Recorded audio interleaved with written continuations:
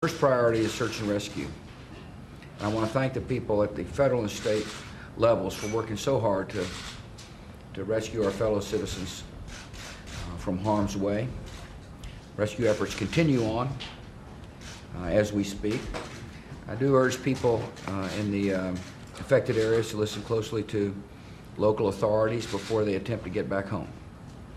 There are people now surveying damage and people reporting into the state as to the conditions there and in the different communities. And it's very important for citizens who I know are anxious to get home to take your time and listen, to take the advice of the local folks. Our priorities, along with the state and local folks, is to make sure electricity gets up as quickly as possible. And finally, debris removal. It's very important that our Corps of Engineers, working with local officials, implements a coordinated debris removal plan. And so that's what we discussed this morning. This is a tough storm, and it's one that is going to be it's going to require time for people to recover.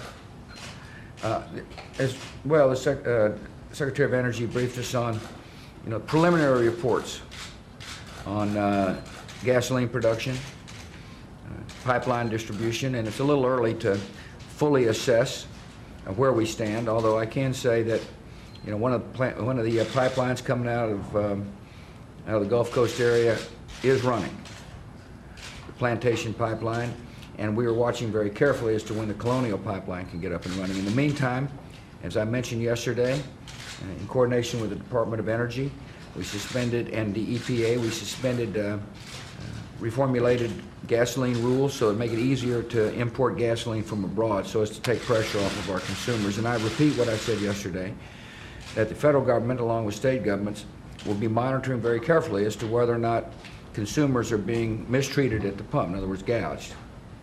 It's very important for our fellow citizens during this period of temporary disruption to be treated fairly.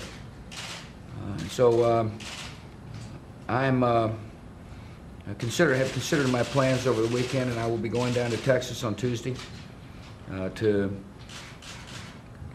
express the federal government's support, sympathy on the one hand and support on the other, for this recovery effort and rebuilding effort. Thank you very much.